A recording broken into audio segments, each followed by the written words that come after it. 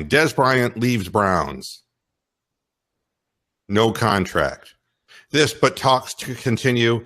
If you didn't get a deal done, believe me, he's going to go running back to the Ravens. You mark my fucking words. Because the Ravens offered him 3 years, $23 million, and the second that the Browns show interest, every single time somebody in our own division, jumps on it. So Des Bryant leaving Cleveland without a contract is Des Bryant leaving Cleveland. So don't be thinking he's going to be coming back. Look, I don't think that it's his first choice. I just, the first visit is the first visit, I was off by 13 minutes. How so? We have a Stephen Rose sighting. Yeah, really? I'm here. Oh, how about that? I'm impressed. Oh. How you doing, Stephen? Doing all right. I was just hearing about you guys talking about Cleveland and Des Bryant leaving without a contract, but I don't know if that means maybe they're being secretive about it, but I would say no. Foolish not to sign him. They would have to be foolish. Well, I don't think it's that the Browns don't want to sign him. I just think that he's at a point right now where I think of it this way, and I'm good at making these kinds of comparisons. You're a marginally unattractive high school girl, and you're hoping to get asked to the prom, but you know that the captain of the football team isn't going to ask you. And you also think that maybe you're not going to get asked at all.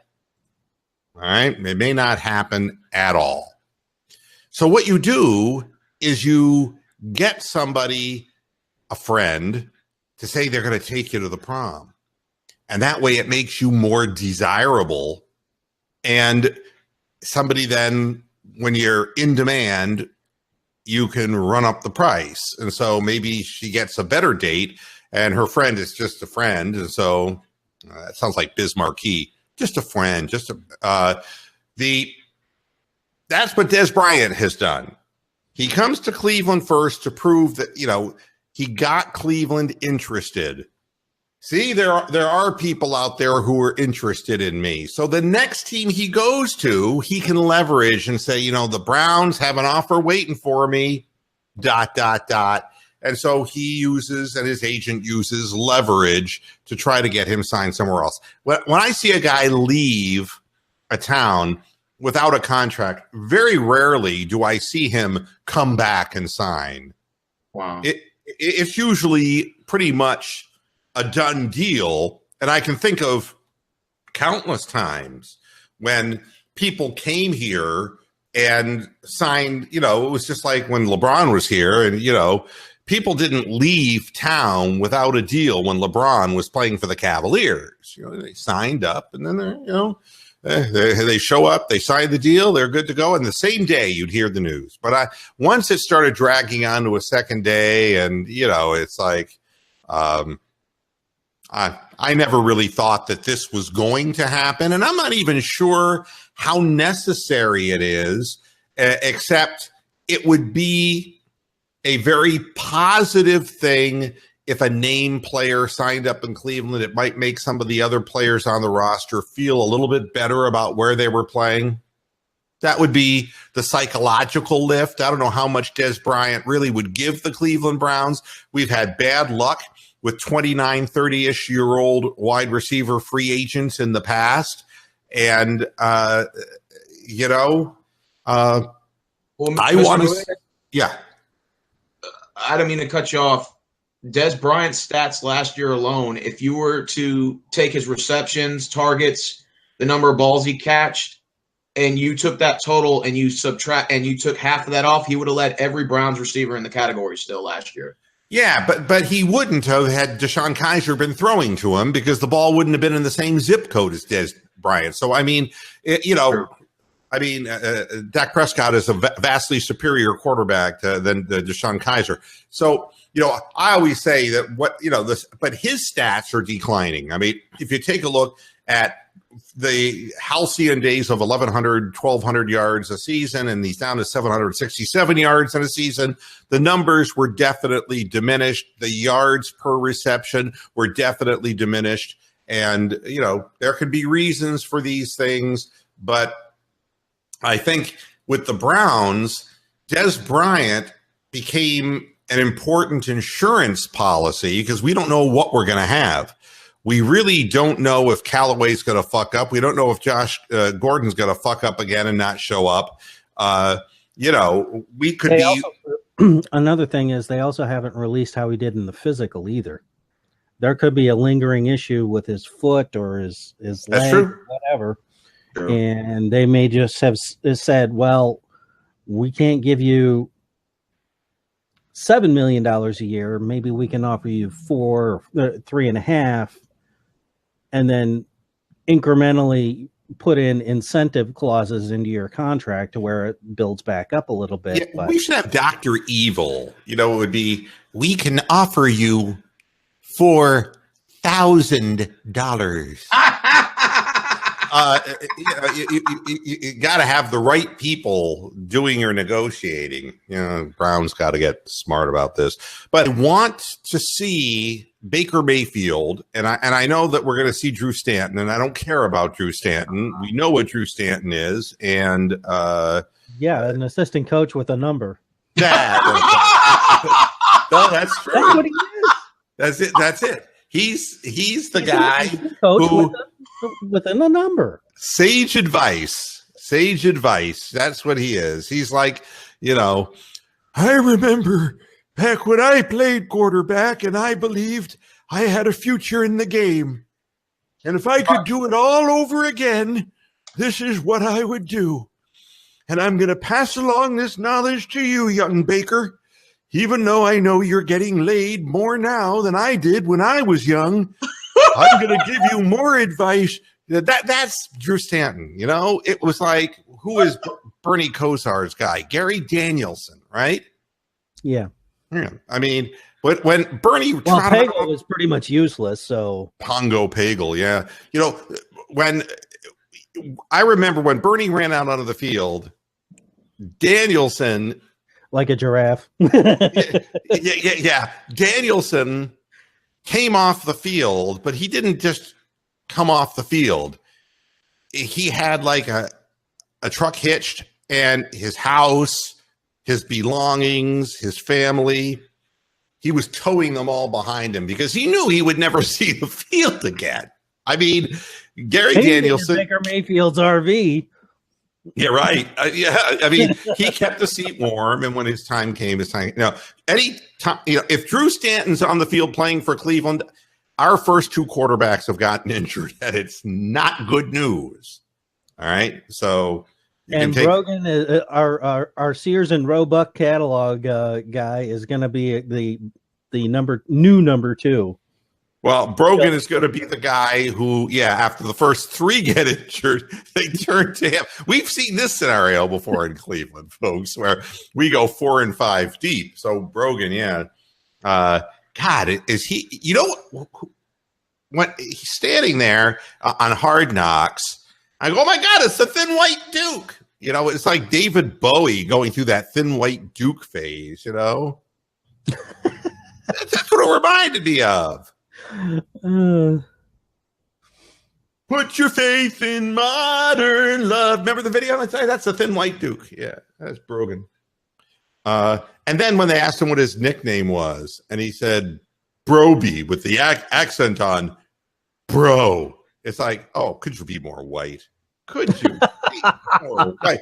Don't. How much sleep would you guys lose if Stanton starts in week 1? No, I would sleep better because I wouldn't even watch the game. Yeah, it would be like a whole Sunday I could just skip. God almighty. I would find something else to do, you know? Yeah. But don't say it because you'll wish it into existence. I wanted to get your guys' opinion on is that new helmet rule. Uh-huh. I saw the game yesterday. I don't watch preseason, but I was at the gym and the preseason games were on. So I was watching New England and Philadelphia, right? There was a crucial third down play when Tom Brady's first drive. I think he went 5 for 5 on that drive and scored the first touchdown.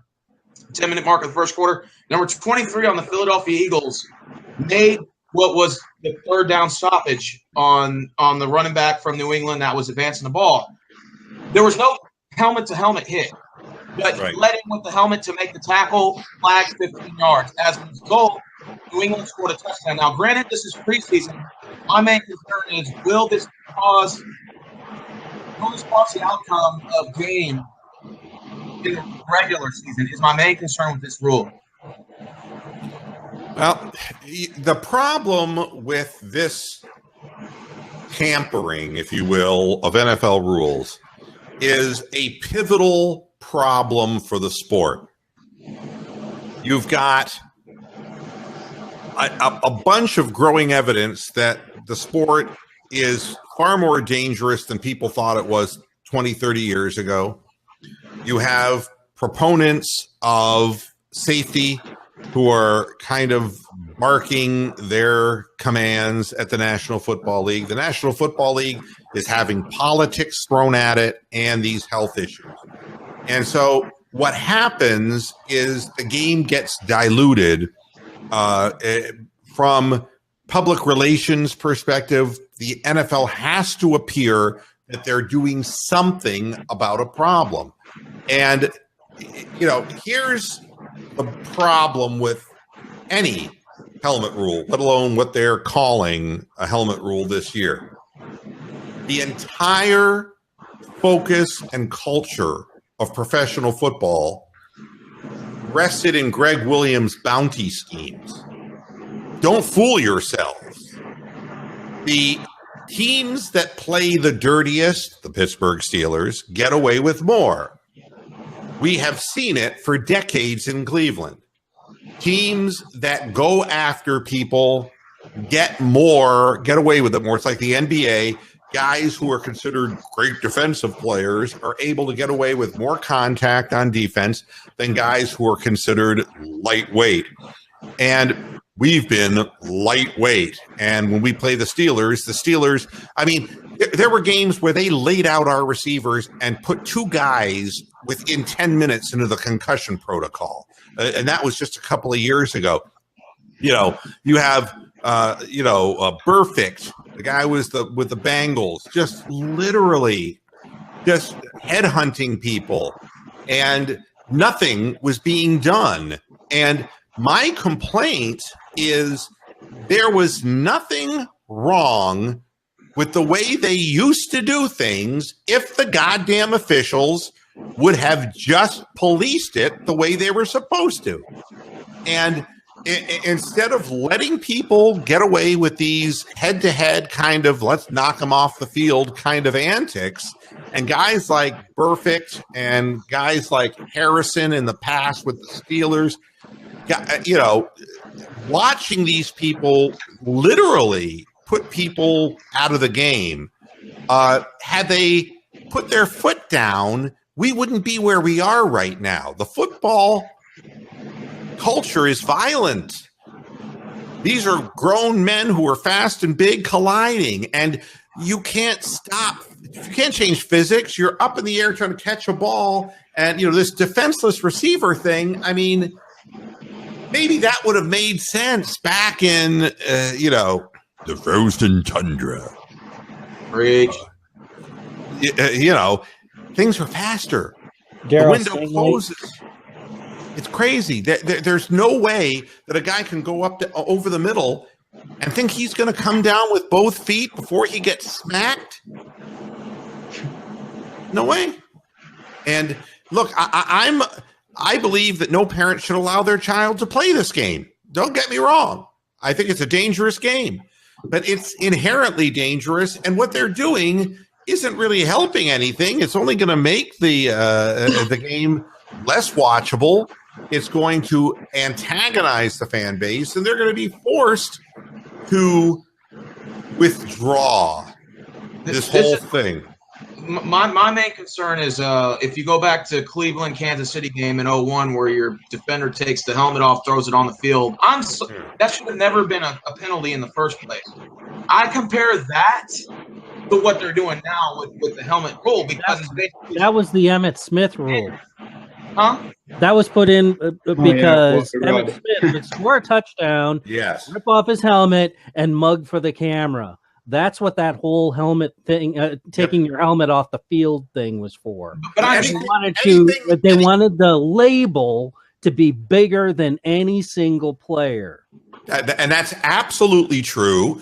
And if they could use that against any team, why not the weak sister Browns? If they could throw that rule into effect, it was just like Bottlegate. You know, if they can take a rule and stretch it, or the Brady fumble, you know, or the LeBron James throwing the charge, they were able to stretch that rule, and look what happened. That's right. I mean, rules were made to be broken. The fact is, if you're the Cleveland Browns, you're going to get the shit calls. And if you're the Pittsburgh Steelers, they're going to still make head-to-head contact and not get called for it. Because that's the way it's always fucking been in the league. Always been that way. There are 5 or 6 franchises that they are always going to get the most favorable officiating ever conceived by any rules maker ever. Crazy, and that's the way it is. Yeah, I mean, well, pretty much the refs take advantage of the weak teams, the teams with no big players like us. Yeah, and until we dish it out, you know, and I noticed how quickly they called us for taunting in the preseason. They're going to teach our guys not to have any spirit at all because they love the 98-pound weakling to get sand kicked in his face. And if I'm the Cleveland Browns and I play the Pittsburgh Steelers, I don't care how many of my guys get thrown out of the game. I want to injure every Pittsburgh Steeler skilled player. I want Roethlisberger taken off on a stretcher, and I'm being dead serious. And I'm not a violent person. But, you know, the only way you're going to win respect is not through the rule book, because the rule book will be interpreted in a favorable way for who they want it to be favorable toward. It's, you know, and there's Bronk jumping in. And how you doing, Bronk? Cleveland's got to fight dirty. They got to fight dirty if they want to beat Pittsburgh or if they just want to win in this league. Get the rule book. And I'm so tired of the Steelers walking off the field laughing. You know, just tired of it. I mean, same old Browns. I'm tired of it too. Yeah, and even if you're not as good as they are, and that's fine, that's completely understandable, you can certainly make them aware of the fact that you're out there, and you can create a bloody mess. But the league is asking for this. The league is, you know, once it starts and the Patriots do something and don't get called for it, and then a weak sister team does, you're immediately the players, I mean, it's going to really wind up hurting the game if they just enforce the rule as it was intended. I have never in my life seen, I mean, and we would get nailed with this every time. Guys coming in like this, our defensive end is coming like this. Now, how can you not lean forward and not touch a guy with the crown of your helmet? We got penalized 15 yards for the helmet touching a guy's chest. I mean, I watch this week after week and scream about it on the post-game show. It's like, you know, physics or physics. You leave the ground. How do you know when you leave the ground this way if a guy runs right into your path? Yeah. How could you stop yourself when you're in full motion like that? It's ridiculous. And boxing games. Let's get ready to rumble. Yeah, that was a good game. Yeah, I remember that one. And the first one that I ever played was an Electronic Arts boxing, and they were little polygon guys. This is before the advent of real graphics. But boy, that was fun as hell. Because you hit him in television?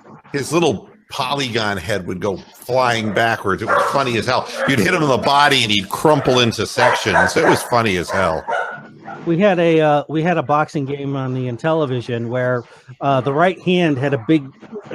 You knew which was the right hand of the boxer because it had the big square in the glove. Oh, there you go. That was actually kind of fun. You could actually go all the way to round 15 in that game. Oh yeah, I used to like Knockout Kings for the old Nintendo. God, yeah, these. Yeah, I wasn't a Nintendo player. I was a guy who was at first. I was a Sega guy. Well, actually, I go all the way back to the Amiga computer, and the 2600. Battle chess. No, the 2600, the 5200, and then the Commodore 128. Believe the me, 5200 had Sub Rock. No, the best one was the Amiga. The Amiga Monster Grand Slam was the best game of all time. So yeah, you have to look that one up. Monster Grand Slam for the Commodore Amiga computer. The one I remember is Battle Chess, where the king would come out and he'd pull out a little dagger and stab you to death. That's true. I remember that too. Yeah, right now I think I have a PlayStation 4 that sits here, and I had played Xbox previously, but the games that I love to play, like Grand Theft Auto, where I wouldn't play the actual game, I would just go freestyle and kill innocent people. Oh yeah. I mean, you can't do that with the newer game. They force you to play the game, which is like a bunch of bullshit. You have to complete. Before you can go freestyle, you got to complete a couple of these stupid things, and it's really dumb. Yeah. I just love walking down the street, and it was like you see a cop go by, you just blow his head off, man. It's almost like you're pulling a Jimmy Haslam. You're just ripping people off. That's exactly right. I mean, no, I would do all kinds of things, man. I would Shanghai automobiles, and I would find a little alleyway, and I would block that alleyway from both ends. And then I would scale up on a roof in a protected position and snipe people. And by sniping them, eventually the cops would come in, but they couldn't. They just run into this gauntlet of vehicles that I had jammed up in front. They couldn't get in, and so they'd have to send the fucking chopper out. But I was on a ledge, and I'd stand at a spot where they couldn't get me. And so they just keep shooting and shooting. I had unlimited ammo, and I just kept killing people. Look at this. It's Michelle. Wow. Hey, What happened to your tatas? they gone. They so gone. So's my butt. My whole butt's gone. Hi, Bronk. Oh. Well, show us your butt. What happened? Nothing. Can't say. Wait. Say something so we can hear it and Yeah. see it. No, you have to speak while you're doing it so that the audience can see it. Well, maybe you guys should. There you go. Happy? I mean, it's still round. It's there. I just got to start spots. I've had a broken foot for like 7 months, so I just got out of my walking boot. God almighty. I mean, you really look like a different person. I am. I'm a whole different person. You're making the case for bubble wrap. She's not the one that did Indians videos with you back in the day, because I watched some of your older videos and you had a woman on there. Was that her? Yeah. I knew it. I knew I recognized that face. I said, man, that looks like that girl he did the Indians videos with, but I wasn't for sure, though. Yeah. Oh, yeah. She's a big Tribe fan. And well, she was a much bigger Tribe fan back then, and now she's not as big of a Tribe fan. That's so wrong. So, Anna, So Michelle, was it just coincidental? You just popped up and saw him live, and you just said, hey, what the hell? I'll just join the boys and roast them. Well, I was going to join him today, but being the PTA vice president and having an event today, I got roped into doing some things. But I wanted to make sure that I got to say hi because I miss football season and I miss my moo, and it's been a really crazy, rough year. But I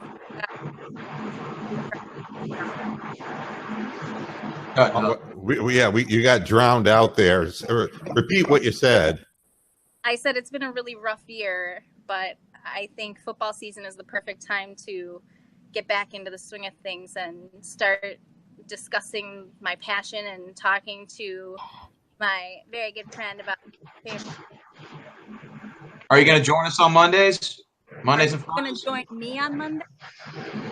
Ooh. He's going to be roasting us. Yeah, I it's like her it. show. There's still a little fight her left show in that now. dog. I like There's a lot of bark left in this little chihuahua. I like that. Just ask Steven. Good things come in small packages. Ow! Oh, sorry, Steven.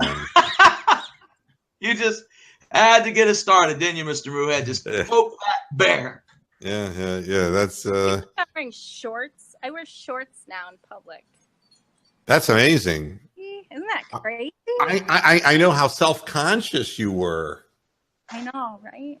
Yeah. I feel like I'm finally the person that I've always supposed to be. You know, like I've always been meant to be this girl, and she was in there, and I had to go through a lot of stuff to shed a lot of weight, both physical and emotional. Sounds like that LGBT thing.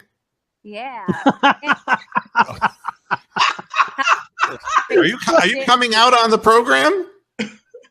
I don't mind my ambiguity, to be honest with you. I mean, like I said in chat, like David Bowie, Annie Lennox, Freddie Mercury, Pink. I mean, it doesn't bother me one bit because I'm an advocate and an activist, and I don't mind it. It doesn't bother me. Hey, Pink is hot, by the way.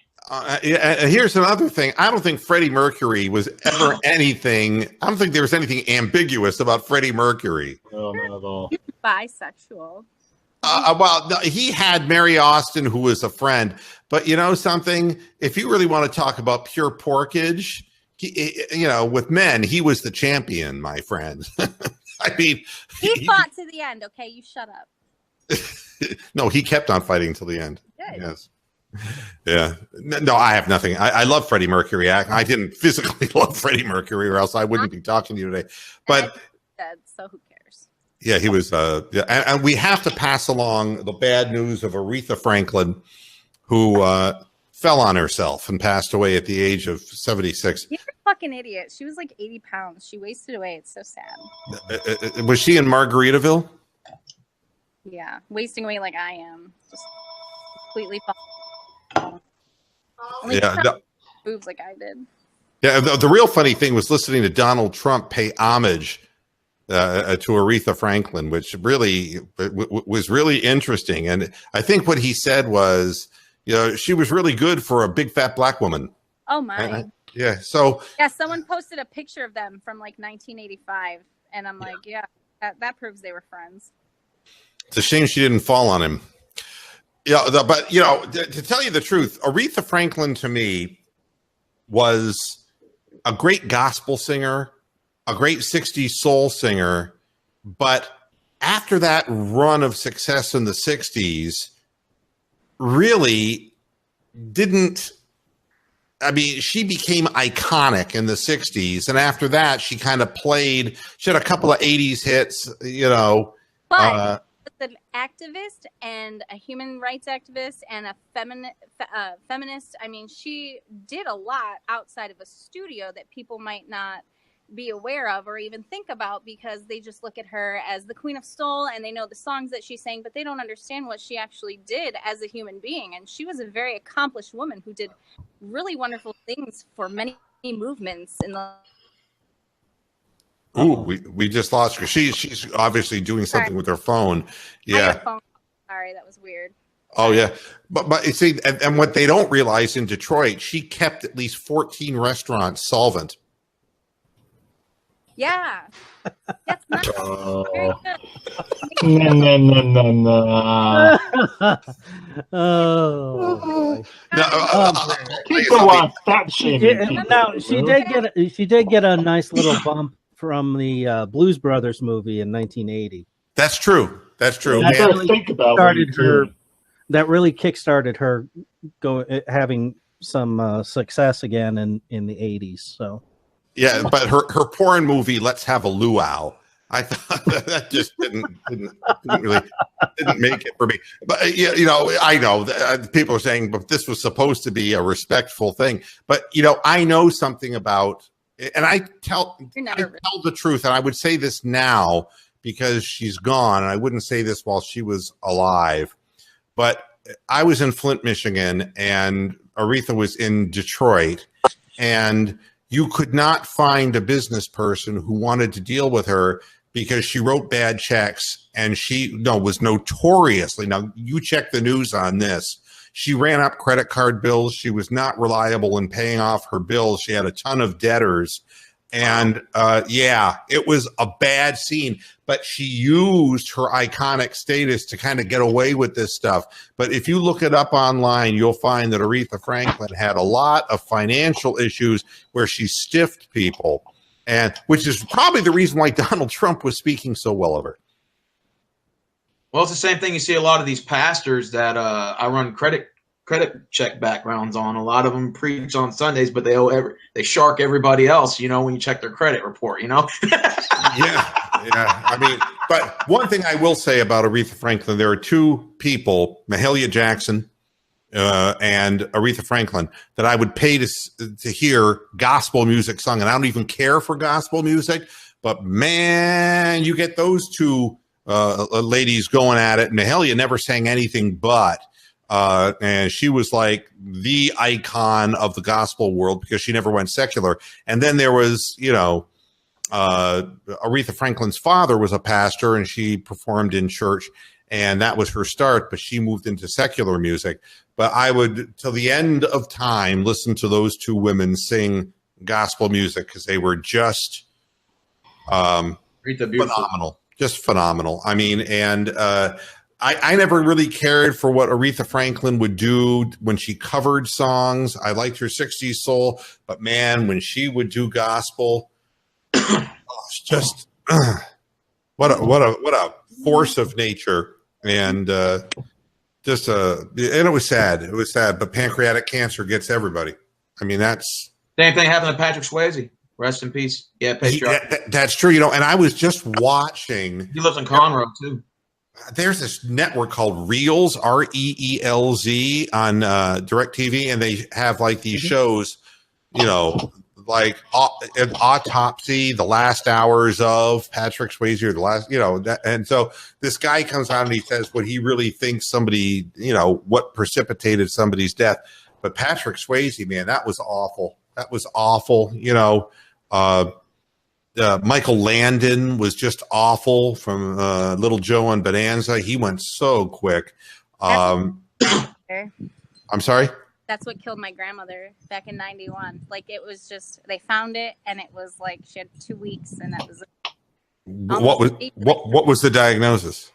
It was pancreatic cancer, but it had it mets so fast, and then there's a procedure you can do called a Whipple procedure, and it takes about 12 hours, and it removes a lot of your intestine, and it depends on age and whatnot, whether it's going to give you some quality of life, if you want to go that route, but it's a procedure in itself that, I mean, that's the one that you just can't escape, and it's horrible. Yeah, well, the Whipple procedure actually was to remove Charmin bathroom tissue from people's houses. Yeah, I felt so bad for Patrick Swayze because if you watched the Barbara Walters interview before he died, she was asking him like all these questions that were completely irrelevant, and I felt so bad for the guy. But he took it like a champ because he just responded with sarcasm. But I mean, he already knew he was going to die. But she asked him a question like, "So how do you know? How does it feel to know you're about to die?" I'm like, "What the hell?" Yeah. If you were a dying twee, what dying twee would you be? I mean, Barbara Walters. What are you serious? Yeah, go watch the Barbara Walters interview. It was terrible. No, go watch it. Piss me off. It'll just make me mad. Yeah, I mean, it was, let's piss on Johnny Castle before he croaks. It was. If you want to see the good way to go, watch Michael Landon's last appearance on Johnny Carson's Tonight Show, and you will see the right way to go. And instead of that interview with Swayze was, because I recently, after watching the autopsy program, caught that interview and it was online, and it was tragic because she just kept on digging at the fact that he wasn't going to live. And it was like, have you really considered, how much time do you really think you have left? I mean, things that were just like, yeah, right? Go watch it. It makes you want to jump through the screen and punch her right in the face. Yeah, it was bad. Hey, I got to get going. It's 7:15, and I got to get my game up and running on my computer. Michelle, it was great seeing you, and I hope you're not going to be a stranger. No, we need to hook up more often. Are we doing fantasy football league with the gigantic? I have changed the format. There's going to be no pick'em league, but what we're going to do on Fridays is Browns analysis and maybe a couple games. We got a guy like Steven who's a big Houston fan. We might pick a couple of games that we can analyze during the course of the show, but really focus on an analytical approach to Browns and leave some of the levity to the halftime show when we're behind. I got a pick'em league if you want to join. I got 150 people in, so if you want to join that, more than I ever had. And honestly, it became more, trouble than it was worth. But I do. But we will be doing halftime and post game shows and all that good stuff. So I'm excited for this season. I think Hard Knocks has been really good for them because I think the people of Cleveland, we kind of have always looked at athletes like, you better perform and you better do well. And if you don't, we have the right to shit on you because you make a ton of money and we're just, working class people. Everybody likes to remind everybody that Cleveland's blue collar and working class. And, we're just hard workers with no money. And we've always kind of revered athletes to do what they're supposed to do. And we've gotten shit from the Browns the last few years and we've really dumped on a lot of people. And I think that Hard Knocks is a really good opportunity for people and fans to remember that these are human beings, that it is just a business and things just run differently than you think you see every Sunday behind a camera. And it's really good for the rest of the world to kind of not, see us as a joke. They see that they're trying and it's actually been a really good experience. And I have people talking to me about football because I'm wearing my Browns gear. For those of you that don't know, I'm in San Diego. So I've been to It's beautiful. Defending all of my fandom and constantly having conversations about every sport and and so I think it's a really good thing. And I don't know who's to say what's going to happen and all these numbers, these predictions. Oh, they're going to win this many games. Who cares? If they make an improvement from last year, I'm going to be happy. I'm excited to watch them for one. I got an idea. If the Browns don't win over or under 4. If the Browns can't win at least 4 games this year, Michelle gets to break Jimmy Haslam's arm. No, I'm going to leave it at this. I do no harm. No, I got to get going, but I want to leave it at this. I want Hugh Jackson to jump back in the lake, but I want a bunch of power tools plugged in with him. Then I will be very happy. I will be a very happy person. All right, guys, thanks for joining me, and I got to get out of here and get ready to move on to the game. So thanks, everybody, for joining me on this edition of Moohead Radio. Back again on Monday to talk about what happened tonight. See ya. Yeah. Bye. Until next time, hasta la vista, Pastor Heads. Good night.